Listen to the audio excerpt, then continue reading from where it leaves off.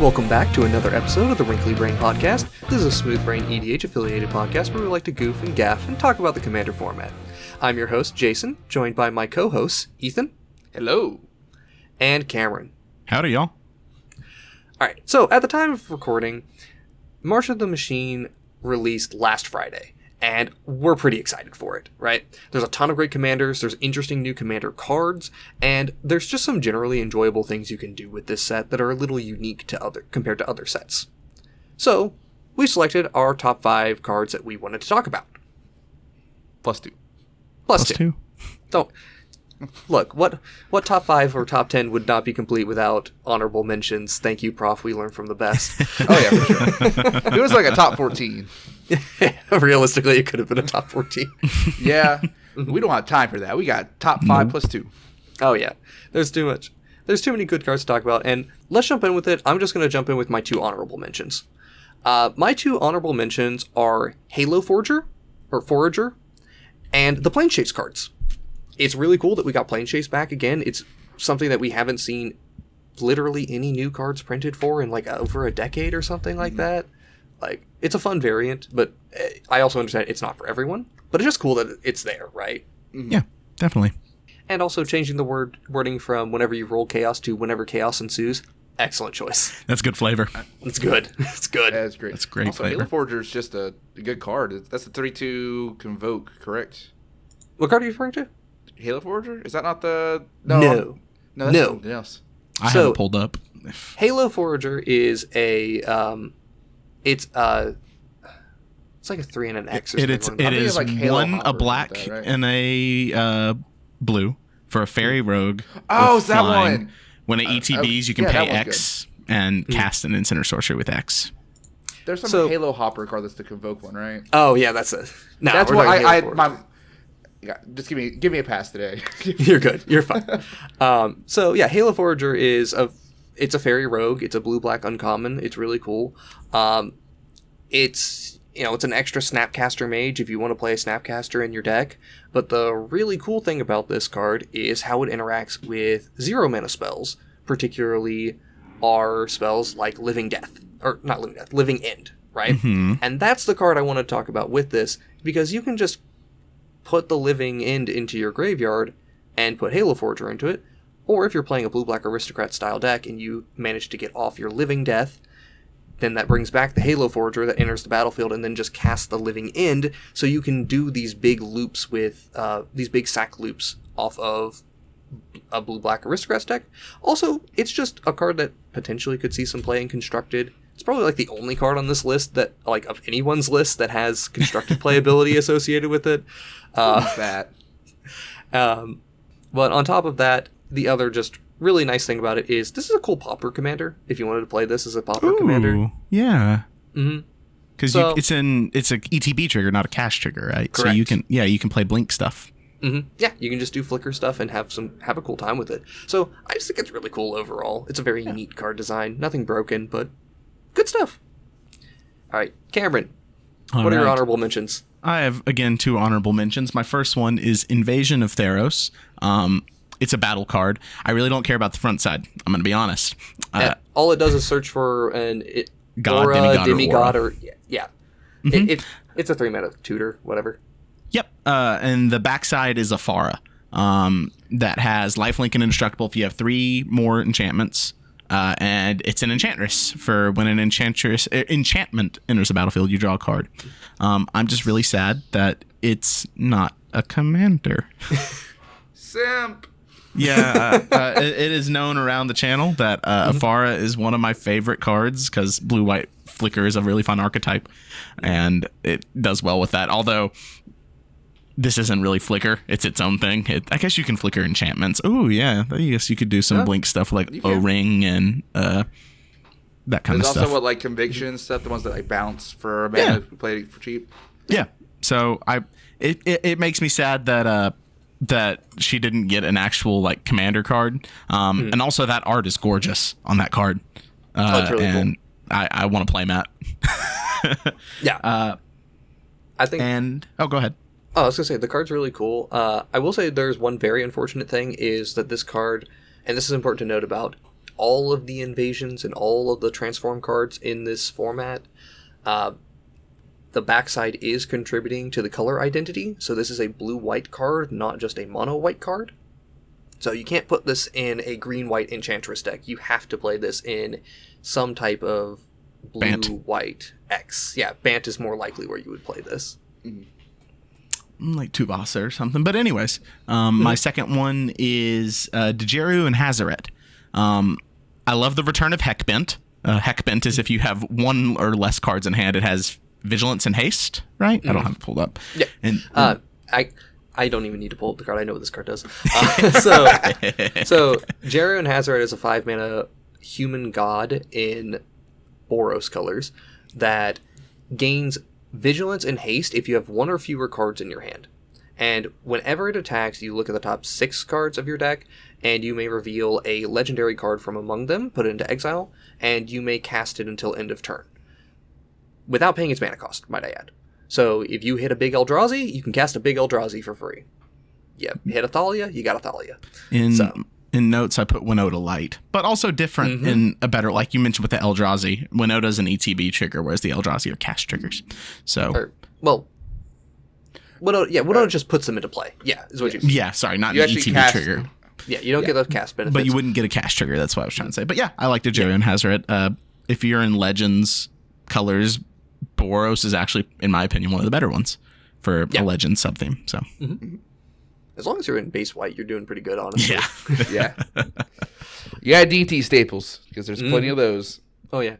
The only thing I don't like about Djeru and Hazoret is it doesn't say you may cast it right then. It's until end of turn. So you don't get to break timing restrictions.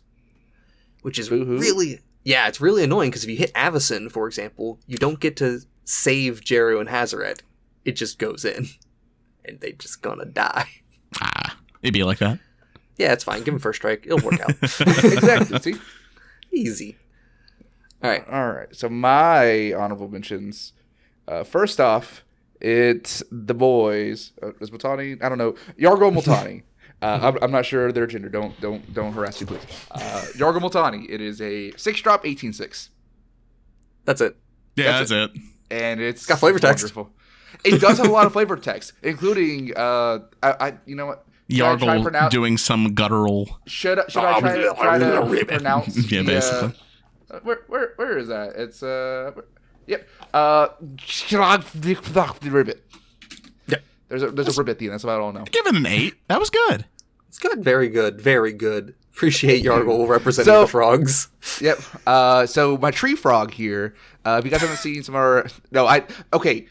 This is a tree frog joke. I got this yesterday. I didn't realize that our video went up. I was like, wait, this entire time, I guess we calling it tree frog. So I renamed my deck Tree Frog Storm now. Because for one of our gameplay videos, for the set, I played Yargo Multani Storm.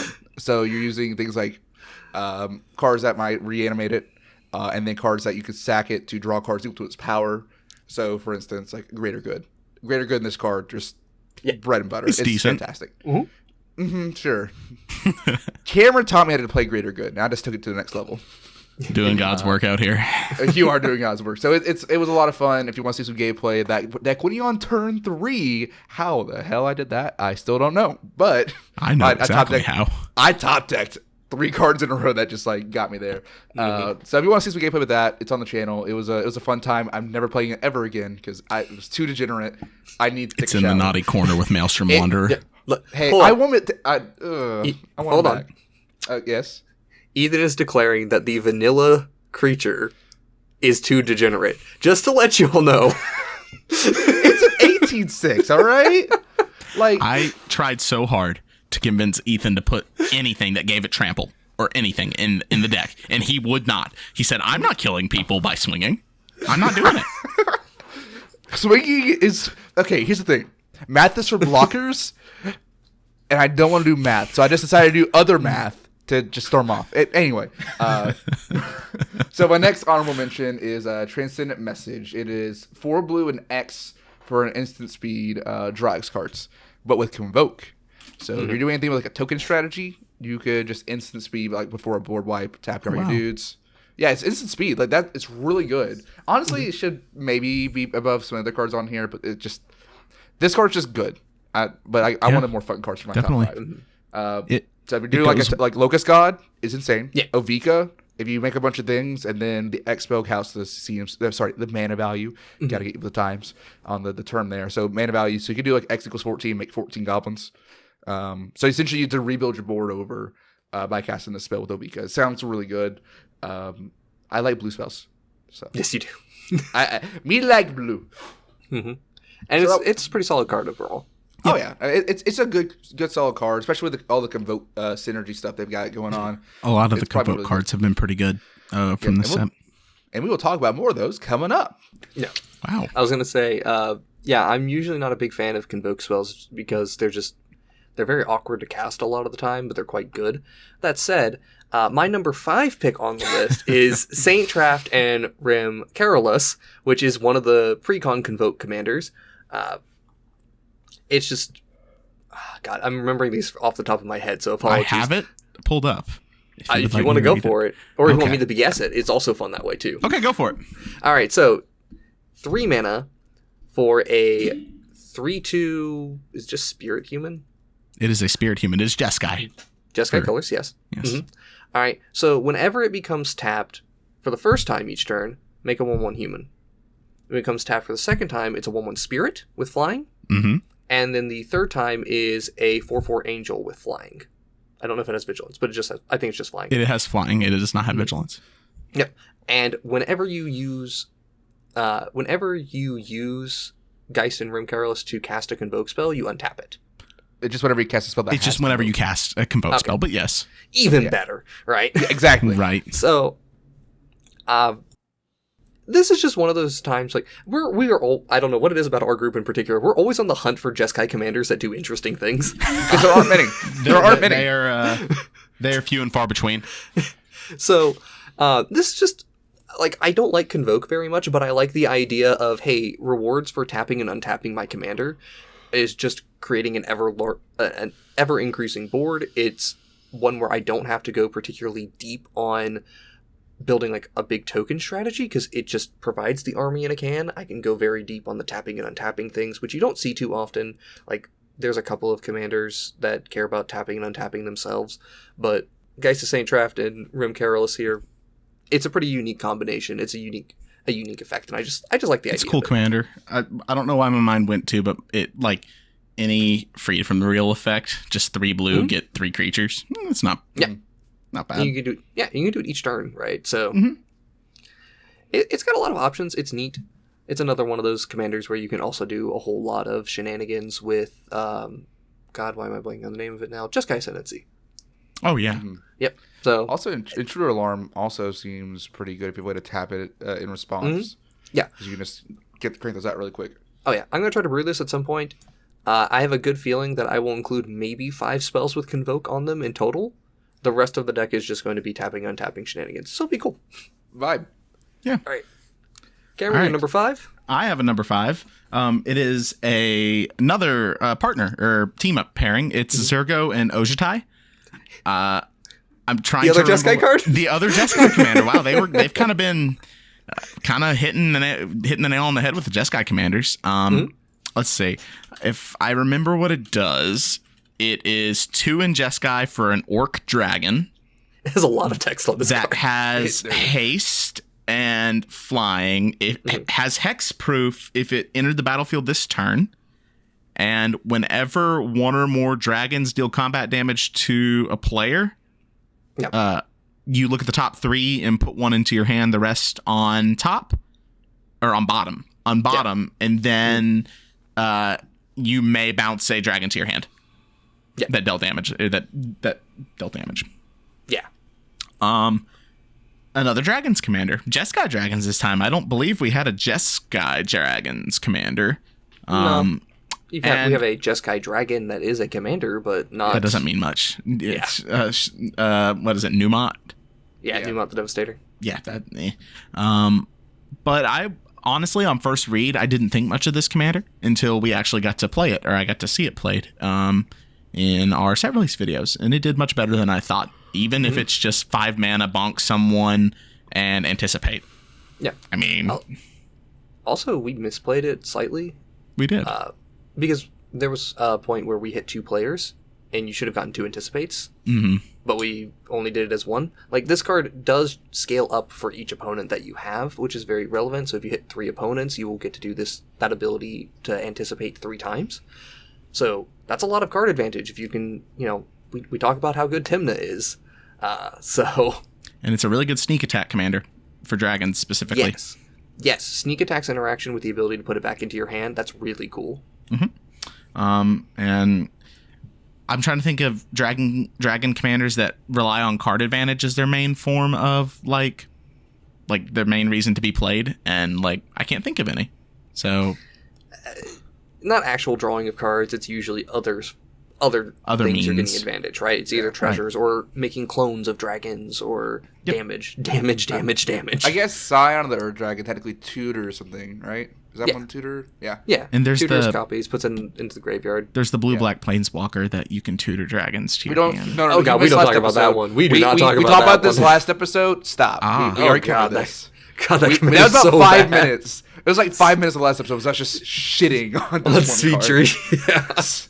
Because we were writing an episode, and I was kind of like, wait, what's this commander? Because I had never heard of it, and I read it. I was like, this is bad. You think the concept is cool? Blue-black dragon commander, sure. You have Silumgar. Planeswalker, sure. Silumgar, you already have Silumgar. We don't need another one. Anyway, we don't need another one. Ethan, instead of talking about that commander, we like to talk about your Kroxa and Kyrnos. It's cool. It's Mardu reanimation, so it's flavorful with the escape kind of vibe it's got going on. So Call Monte Theros Beyond Death. It's got a lot of keywords, and it just reanimates anything, and then also combo shenanigans. I forget if I need to read the card off. I can because I do better about that. Jay Stones gets me crap for it, and he's right. I have it up. So, well, aren't you faster than me? I got it. So the it's Master a of Scryfall. I'm just on the goldfish page just scrolling. So Kroxa and Kyrnos is a 3 in Mardu for a Elder Giant Dog. Yeah, baby, it is. Elder Giant Dog. Vigilance, Menace, and Lifelink, so keyword soup a little bit. Whenever ETBs or attacks, you can exile 6 cards from your graveyard. 5 cards. 5 cards from your graveyard. When you do, return target creature card from your graveyard to the battlefield. So, because it is a win, there is 2 separate triggers that happen. You exile, and then another trigger after you exile. It says when you do, it creates another trigger. So what you can do is in response to the exiling, you can sacrifice it to alter Dementia, to build yourself for 6, and then you exile 5 of those to bring it back, and then enter battlefield trigger again. You can sack it in response to that. Yeah. Mill 6, repeat till you're milled out, and then I don't know, your Mardu. Your graveyards, your library's your graveyard. There's a couple of different combos you can do to create infinite out of this. A lot of the times it just involves a Kiki-Jiki one way or another. Yeah. Which is fine.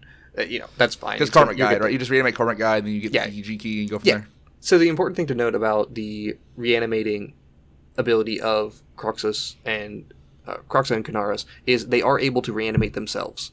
So, and when you go through this process, you exile 5 cards, and you're net gaining 1 card in your graveyard, which means you will eventually, as you go through your whole deck, unless you are very unlucky and hit 2 combo pieces in a single pile, you will be able to guarantee reanimating the thing you need later. In this situation, this one does require, as you mentioned, Karmic Guide as the piece to get it going. There's also something that you can do with Angel of Glory's Rise, but I'm not going to go into great detail on that combo, because that's one that you do to just mill your opponents out, which is fine too. It's very unique. We don't have Mardu Reanimator aside from Teriel, Reckoner of Souls, and that card's bad. Yes. I would know. That was my first commander. You would know. Yeah, the first deck I ever built is terrible. Yeah, it was. I appreciate the flavor win on this card, calling back to the escape mechanic. Yeah. Oh, yeah. And it's really cool. Speaking on the flavor, that was one of the reasons I didn't love this card initially, is because I could not make sense of the flavor. So here is how this team-up occurred, alright? When the Phyrexians had invaded, they made their way into the underworld, and they approached Kroxa, who was bound at that time, and Kroxa just kept eating all of them that came near it, just mindlessly eating every single Phyrexian that came near it. As they do. So Athreos noticed this and says, all right, high risk, high reward strategy, breaks the chains on Kroxa and says, go get him. Also, Kanoros, shepherd him in the right direction. That's So- really Wow. So Get in Kanoros is just playing sheepdog to Kroxa, directing him towards hordes of Phyrexians. good. That's really good. That's awesome. So yeah, no Just like clue this if they're- card. Yeah. It'll be interesting to see if that has some long-term story implications. Probably not. They're kind of screwed. They got Afara. Afara will figure it out. It's fine, right? It's all fine. My favorite. All right. Moving on to the next one here. I'm going to go with my number 4 here, which is Drana and Linvala. This is one of the first cards that was shown when this whole thing was spoiled, and it has remained to be one of the high points for me. A 4-mana Angel Vampire in Orzhov. It's got flying, I know that. I don't remember if it has Vigilance. I don't really care if it does. The important thing here is that it shuts down your opponent's activated abilities of creatures, and you get to use them. Which is very, very interesting, to steal activated abilities. That's not really something we've had before. It's a really good stacks piece already, because the original Linvala just shut down abilities in mono white. It's quite good.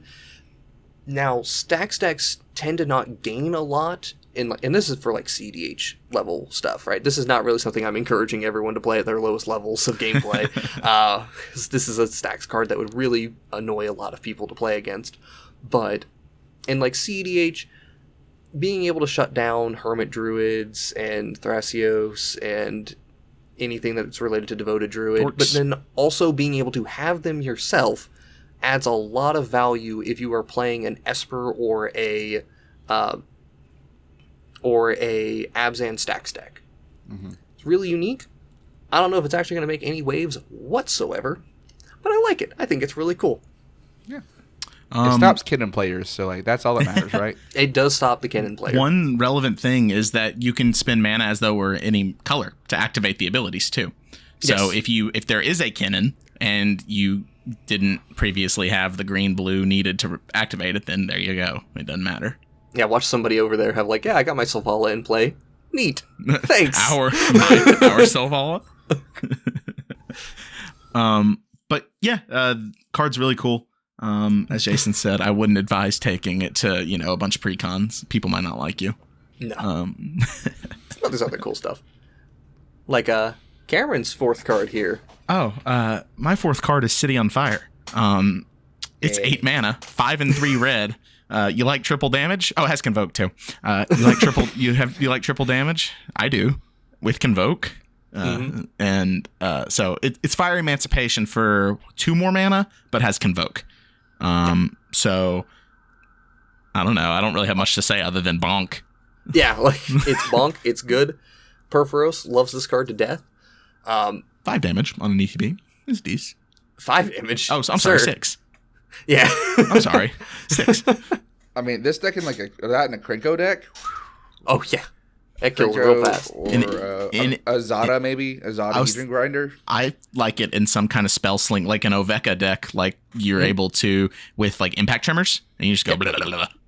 Yeah. Yep. You can just pour through so much damage so quickly with this card, getting lightning bolts of damage everywhere you go. It's great.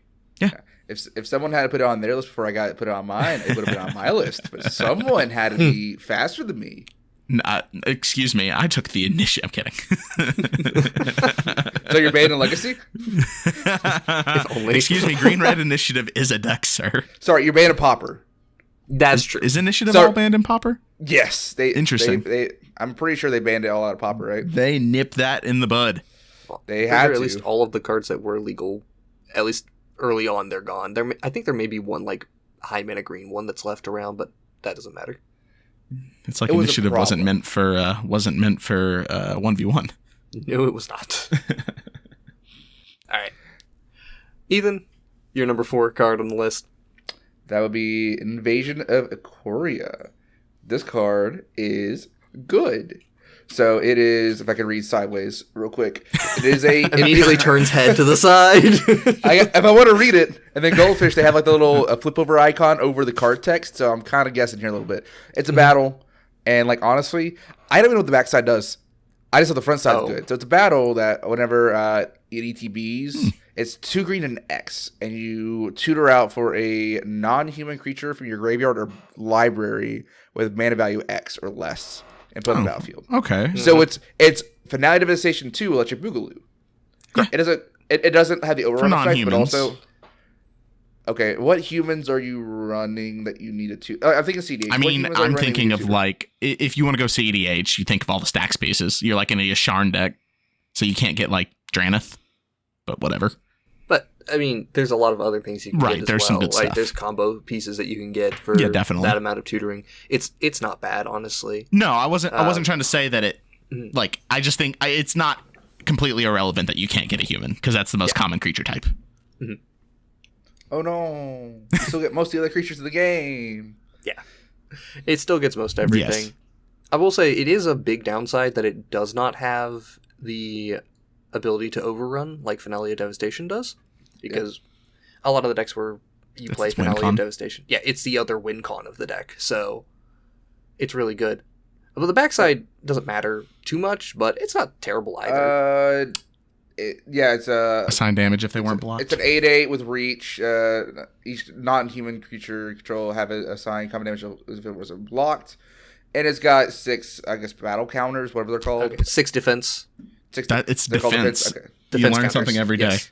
I learned something. And also, it's recursion too. It's got graveyard, like it's the graveyard back. That's Yes. really. I Getting think stuff that's from really graveyard. great. That's one reason I really like Finale is it gets from the graveyard. This is another one of those that doesn't cost how much money now because Finale's ungodly expensive. What's Finale? Oh, it's a lot. It's What? a lot. Okay, Since when? since a while, dude. I guess has it ever had a reprint? No. No. Maybe a Holy listing print, moly! maybe. Okay, I'm glad I have one. Yeah, I'm jealous. You don't? Give me your guys cradle. No, give me your no. guys cradle. I want, For the damn, I class, tried. market value on TCG Player is $45.77. So you're That's talking less $46 than I for expected. this thing. That's I'm also gonna be nice honest. I never saw it. I never thought it would have got above Green Sun Zenith. Oh no, Well, Green Sun's had more printings. I didn't see that. I also think for CDH specifically, Finale is a better card than Green Sun. Yeah, in It's- general. it's a tutor and a win con. Yep. Mhm. Like it does everything you want it to and more. But Porque no los dos. Right. Exactly. At all. That's why not just I do said, everything? Yep. That's why I said it. Devastation 2 Electric Boogaloo. Mhm. Jason, back to you. What's your number 3 card? All right. So my number 3 card is Shalai and Holar. Third Jeskai Commander? No. No. No. God, no. It's Naya. No, Dang we're it. on Naya now. Nah. Oh, ew. So I'm kidding. Ew. I think Naya, when I think of like 3-color pairings, Naya is the last pairing that comes to my mind. Sorry. Well, maybe mean, that'll be different now understandable. with this commander coming in. Yeah, go ahead. All right. So, Shalai and Halar is a 4-mana Naya commander. It is a angel elf. It has flying and vigilance. It's a 3/3, and whenever one or more counters are put on a creature you control, Shalai and Halar deals that much damage to target opponent. So every counter you put on a creature immediately translates into 1 damage. Oh, it would be so much cooler if it were any kind of counter, not just 1/1 counters. Mm-hmm. It'd be Oh, really that'd be good. It's already Yeah, good. Well, I mean, you would just do devoted druid shenanigans. You would like win really. Yeah, easy yeah, with should- that. Devoted Stop Druid it. make that You super easy. degenerate. But importantly, this is a 1-card win con with a lot of different cards.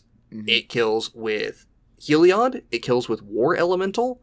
It kills with... Oh god, I'm blanking on the other one. The that Red is a one. Terror, right? There's that. Is that Yes, one? the Red Terror, right? Because that's a red source dealing damage. So that's 4 creatures that you can just Wow. easily tutor out. Most of them are 3 or 4 mana value. And it also works with a bunch of other 2-card win conditions, particularly anything that would involve doing things like an Undying combo with Strangleroot Geist, for example. Mm. So you have a lot of options with Shalai and Halar. This is a commander that I think is just below what CDH needs for it to be viable because it has no card advantage itself.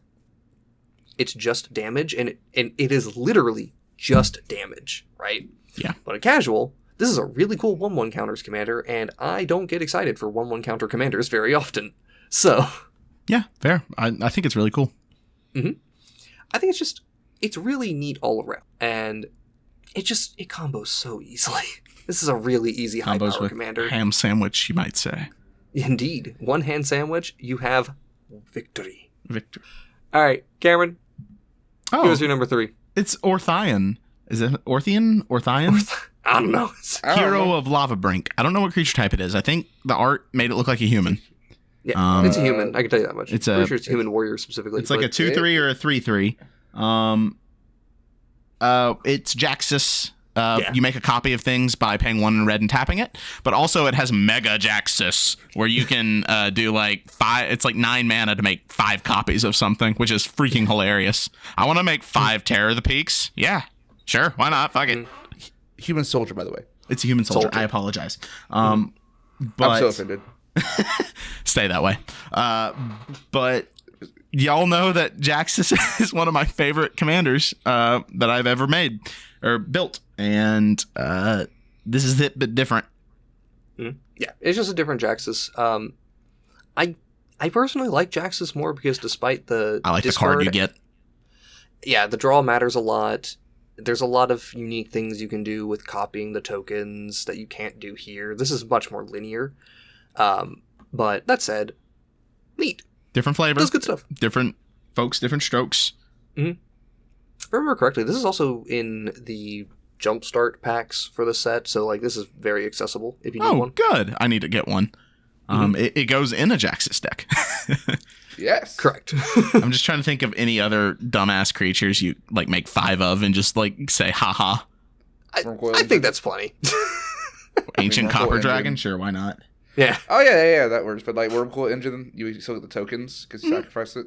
So that's. I just think one to it's hard to deal go with. wrong making 5 of anything. Yeah. It's as long as it's big and dumb, right? And you're just mono red ramp. All right. Phyrexian Well, Trended Form with that. Ooh, and I can see a lot of stupid sad things with robots. that. Yeah. Real value. So, that Combat by Rionia deck. That deck was so fun. Played Everyone it. hated that deck. So, Ethan, do you have another card that you'd like to talk about? No, I'm done. Okay, cool. Yeah, the rest of my list it's gone. Someone delete up the script, obviously. Gone. Reduced to atoms. Yeah. All right, so I've got Invasion of Segovia this time around. It's another invasion. Oh, this card's sick. See why I put it on my list? Let me scroll down to these in Segovia real quick. Invasion of Segovia. Turn my head sideways again. Battle Siege. It's 2 and a blue for a Battle Siege with 4 defense counters on it. Whenever it ETBs, you make 2 1/1 blue Kraken creature tokens with trample, which is hilarious and very flavorful. Because the plane is like super tiny, right? Yeah. So Segovia is just a plane that's micro scaled down. The artwork on Invasion of Segovia features like somebody's boot walking through that area. That's just a normal sized Phyrexian. that's was a not normal aware sized of Phyrexian this. just walking around, and those are Krakens at its feet. That's so cute. And it's 1/1s. Yeah, it's hilarious. I love that. The backside is what's really good here because like 4 defense I think is kind of reasonable to knock out and get. So the backside you might be able to get. It is a 3/3 legendary creature serpent. Non-creature spells you cast have convoke. At the beginning of your end step, untap up to 4 target creatures. So you're just we have everything convoke and untap creatures. So it essentially ramps you mana every turn, or gives you mana back on like your end step as well as letting you use that mana. Like it's just so good. Yeah. And like for like token decks, I can see like Ovika because Ovika got a lot of support with the convoke stuff because that deck's Yeah. really good. Yeah. Yeah, Ovika's really great. But also like Locust God, that thing craps out tokens and that's in blue. I get Talrand. Honestly, you probably want to play this because Talrand, you get the blue drakes you can hit in really easily and then use those to cast spells and make more drakes. So like. This is also a card that so Aspiring Spike has been playing this in Modern a little bit. He's just been trying really? it out. Yeah, this is one of those cards that's like it potentially has just enough to get there to be a viable card in Constructed. The particularly interesting thing to do with this card is whenever you are a like Spellslinger style deck that really wants to spend your mana on creature spells, because then you can just develop every creature is now a mana dork in your deck, Yeah. right? And you're just churning through your deck, generating a lot of value. It's not hard to find something like a Seasoned Pyromancer that can give you a lot of tokens in addition to providing you extra value later in the game. You don't have to be a combo deck to take advantage of this. You can be just a straight-up control deck. And it's pretty cool. Yeah, I really like this card. I vibe with it. Yeah. The untapped 4 target creatures, you could put it in some kind of like activated abilities matter deck too. Like a Tim deck, I guess. Yeah. Or just play it with any counterspell. Yeah. Yeah, you're right. All right. So I'm going to go with my number 2 on the list now, which debatably should have been my number 1. I would have taken this card so quick. I love this commander. I think this is... I'm going to go and say I think this is genuinely the best commander that they designed for the entire set. This is Gorogoro and Satoru. So, Gorogoro and Satoru... Hang on. I'm going to actually look this up so I don't screw it up much. I'm allowed to screw things up only a little bit. But much? No. That's where we draw the line. Never. All right. So, Gorogoro and Satoru is 3 mana in Grixis colors. So, we're a blue, black, and a red, right? Legendary creature, Goblin Human. Okay? Interesting. I'll see that one. Interesting, relevant creature types. Whenever one or more creature you control entered the battlefield this turn deals combat damage to a player, create a 5/5 red dragon spirit token with flying. And then for 1 and a red, creatures you control gain haste until end of turn. And we're talking 3/4 body. Yep. On a Grixis commander. This is Grixis Punchies in a really cool way. Very. Because this is... Alright, the easy thing that a lot of people came up with was, oh, ninjas. Mm-hmm. They enter the battlefield, none of them blocked the thing, kill the thing. Alright, downside of doing that, you kill your dragons pretty quickly. But, who cares? It works out pretty well, especially if you do stuff with First Strike. You can do some shenanigans there, which is also something Red gets to do. Then you can just play actual factual Haste Tribal. If you wanted to play Grixis Mono Red, you can do that with this commander. It's also Double Strike Tribal. Double Strike Tribal works really well here because dealing extra damage does You it get twice. 2. And also, again, this is another time where it says a player, so if you hit 3 different players, you get 3 dragons. So, you're doing a lot. And now, this is the one that, like, when I was really thinking about it and was like, what crazy things can I do with this? This is, like, the best Phoenix commander they've ever printed. Which is hilarious. That's very fair. Jason, you keep on giving me ideas of things to play on the channel. The list is getting long, buddy. Ethan gets to live his arc-like Phoenix dreams in Commander. I miss those days. It's good, right? Because, like, come on, we don't have any Phoenix decks that are in blue currently. We have a red-black one, but we don't have one that's in blue, which loses a lot of your interactive pieces that you want. You get the haste part. These are, like, the only really good creatures in the game that get evasion plus haste. So if you just need to hardcast them the fair way, they're good. And also you can sacrifice to bring them back to still get your combat every turn. There's just so many things you can do with this that's very interesting. This commander is exceptionally well designed. Like, it may not be the most powerful, but I think it's the coolest. Yeah. They did you could such argue a good it's job. pretty powerful, too. Yeah, also, I mentioned before, goblins, you can do goblins. Yeah, definitely. Just make some goblin tokens and go ham, right? Easy. So, yeah, I just think this is a really cool commander, and I think they knocked it out of the park on this one. All right, Cameron, give me your number 2. All right, my number 2 card is Phyrexian Censor. Good card is good. I think you can only cast 1 Phyrexian spell per turn.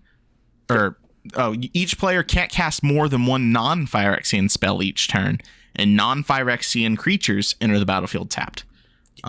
It's hard to imagine this not being very good, especially in CDH. You know, card like Archon of Emeria sees play, and it does the same thing, basically. Yeah, this is a 3 mana 3/3 Rule of Law.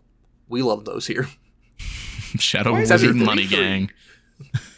Why is it at 3/3? Don't worry about it. Thick. He's thick. He thicky. Yeah. This isn't necessarily my favorite card, but it definitely deserves a spot in a top 5 list of cards. You could argue it's the card that might see the most play outside of in Commander. Yeah. If you didn't take it, I was going to take it. So it's so good. Yeah, oh my god, yeah. It's thick. That's the best part. It's thick. Although I did have this in my sealed deck for pre-release, and it killed me more times than it helped me. That's so that's funny. great. It's also easy to cast. Sometimes it's only one white pip. It's 2 and a white. Archon of very Emeria easy. is You 2 can turn and one a- this thing. Yeah, easy. Oh yeah. Mm-hmm. Stop it. Oh yeah. I turn one to Yasharn though, so I don't get to feel emotion. Yeah, you are a void inside. It was fun. Oh yeah. All right, Ethan, you're On number the 2. All right. So this one, kind of an oddball one. This might just be liking this card. It's Complete the Circuit. It is a 5 and a blue for an instant speed spell with Convoke. You may cast sorcery spells this turn as though they had flash. When you cast the next instant sorcery spell this turn, copy that spell twice. May choose 2 targets for the copies. So yes, kind of high mana cost. It's not, honestly, it might be a little too high costed to really see a lot of play, but it's Quicken. So it's Quicken, but with upside, it just costs a lot more. I just love the idea of, playing. Quicken is only the next one, so this is for the entire turn. So if you want to start comboing out on someone's instep or in response to a Sea Rift, here you go. And then copy spells, so you can do that into a Jeska's Will potentially in blue-red. Ooh. Ew. And then if you have a commander, then you just draw 9. If you have instants of sorceries, you can just draw 9, make 15 mana. Pretty reasonable if you're copying it twice. Have some fun, and I think it's really cool. Yeah, That's it's cool. Also, one of the big things, because we didn't play out what exactly Convoke does, but with Convoke also, it makes the cost of the spell cheaper by tapping creatures, and it can pay for the colored mana cost on this as well. So you just need one blue creature in play that is untapped for you to make this now cost colorless mana, which is very potent. It is not too difficult to get to 5 colorless mana or to 5 red mana in your storm decks. So, and that can still cast the spell. Very true. Also, you want Commander loves this? Ovika. Yeah. I'm giving myself more reason to build this thing, man. All right, you're going to storm off. All right, let's go. Well, Jason, that's what I do. I did that with Yargo Multani last week. Yeah, it's fine. All right. And I want to do my number 1 here. Is Hoarding Broodlord. This is... Explain. Okay, so... what we have here is an 8 mana, 7/6 flying dragon with Convoke that when it enters the battlefield, you search your deck for a card, exile it, you may cast that spell as long as it remains exiled, and spells you cast from exile have Convoke. Oh, yeah, this one. Yeah. I have zero intention of casting this card the fair way. I have every intention of cheating this card into play off of Akalia or doing something stupid with reanimation. Mm-hmm. This card is absurd in how it works because despite exposing itself to the weakness of Drannith Magistrate, it is just an extremely large tutor that is going to go ahead and enable some combos. Most notably, the big ones, one of the big ones that you can do is it works extremely well with Saw in Half. Mm-hmm. I saw this on Twitter the other day. Okay. I see that. Yep. Mm-hmm. So you can just go find the Saw in Half, put it into exile. Assuming you cheated this thing into play for 1 to 2 mana to begin with, you just need 2 more mana because it pays for the Convoke cost onto the Saw in Half. The Saw in Half. Oh, ew. Yeah. Oh, we're going deeper because we're going to go ahead and now for 2 generic mana, Saw in Half, get 2 things back. We're going to get 1 other combo piece and we're going to get Burnt Offering. And Burnt Offering will get cast for free because of it being cast from exile with Convoke. So we're just going to go ham. That's sick. Yeah, I don't know how deep I'm going to go down the rabbit hole of dumb things I can do with Hoarding Broodlords. I may just be content to be ye old Kalia player and Show put that and thing tell. into play. Commander Show and Tell. Yeah. Well, I know that yeah. people were talking with this one, playing that in Tasigur. So you could Eldritch Evolution into this from Tasigur. Oh, that's really good. And then Tasigur, costs 1 mana, One really. And so, 'cause I keep with the Tasker CDH deck for some reason because I enjoy it. I would love to play it. It's a little much, but I want to try it sometime. I was gonna say you like more proactive decks normally. Isn't Tasigur a very like? Well, you can Neoform into a Hullbreaker Horror like on turn 3, like. Yeah, you can do some cool stuff with that. You can do some shenanigans. I'm making a face that says "ick." For those who Cameron, can't see. don't you start with me, young man. Anyway, but yeah, I like big dumb creatures that I can cheat into play that have really cool effects. So this is one of them. I think it's neat, and we'll just move on to the next one. Hey, you speaking of big dumb creatures, Jason? Do you like to cheat into play? From the command zone, no. But my number one is the deck I played on the pre-release video, not pre-release, the release video. It's Etali Primal Conqueror. When it enters the battlefield, every player exiles the top, or exiles until they hit a non-land, and you can cast them for 7 mana. Mm-hmm. And you can flip it to make a Blight Seal. I don't care about that side, to be honest. I don't give a shit. Yeah, 7/7, 7 mana, 7/7 dinosaur with trample and its ability, and then for 10, but one of them's a Phyrexian green, you can transform Etali into a trample indestructible Phyrexian dinosaur. Basically has infect. It's infect, but not quite. When you deal damage, they get that many poison counters. It's really strange how they worded it. Yeah, it's kind of like toxic, but not quite toxic either. It's its own special little thing. Did somebody want? If you ever want to play Heat Shimmer Tribal, I have a deck for you. Yeah, it's called Gorogoro and Satu. But don't you want to play with a dinosaur? Yes, I like that. I like dinosaur. I thought Chandler might strangle me because he generally takes the dinosaur commander. But I took it this time, and it was the best thing ever when I hit a second harvest with a token in play. I hit Seth's second harvest, and I got to do it 4 times in a turn, and I didn't care what I did the rest of the game. Yep. I did the thing 4 times in a turn. I died before I got back to my turn, actually.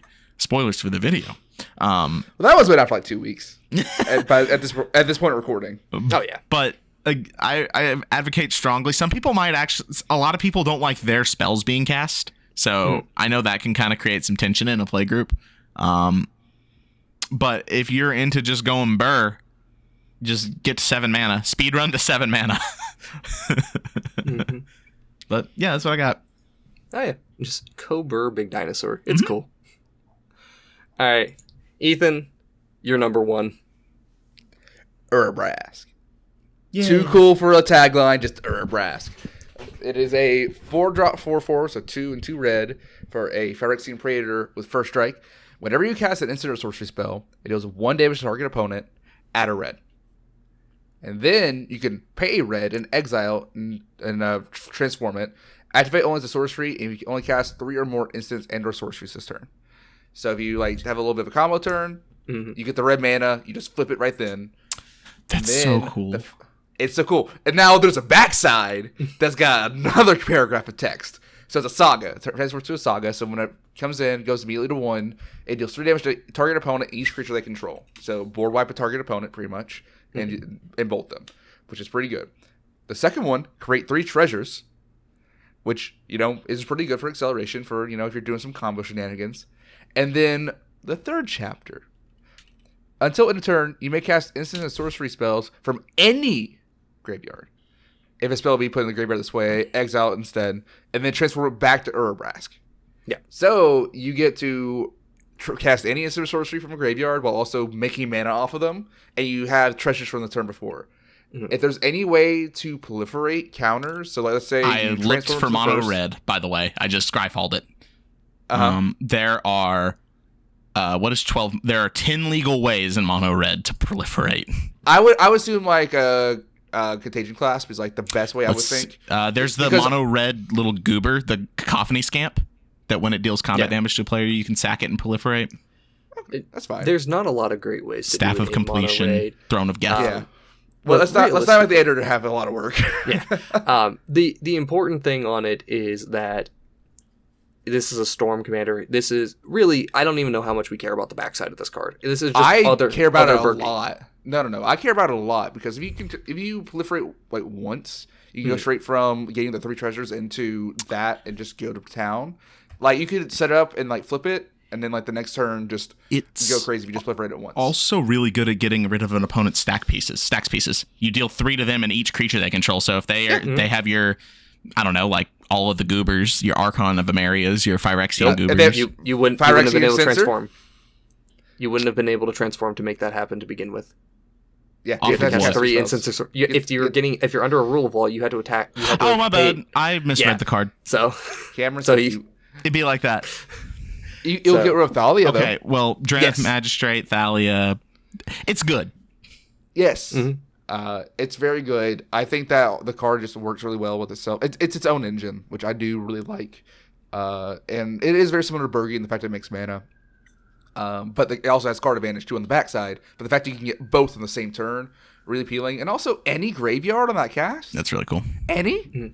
Like, come on. That's like you're Mnemonic Betrayal and Yogswill in the same time in mono red. Bonus round Chef's commander. kiss. Considering I have a bonus round sitting on my desk right here, I'm holding to the camera. Yes, I'm ready. My body is ready. all right. So that's our list. These, of course, were not in any particular like big order or anything like that. This is not anything objective. This is just what we were interested in. We thought were really cool and stuff that you could do with these cards. And with that, that's the end of our episode. Thank you all very much for watching another episode of the Wrinkly Brain Podcast. If you'd like to see edited gameplay videos, check out our main channel, Smooth Brain EDH. We upload every Saturday. Don't forget to like and subscribe. Give us a comment and let us know what you think. If you'd like to talk to us directly, feel free to join our Discord, and if you're interested in supporting us financially, you can check out our Patreon. All links are directly in the description or in our link tree. This has been Jason with Ethan and Cameron. Thank you all for watching, and have a great day.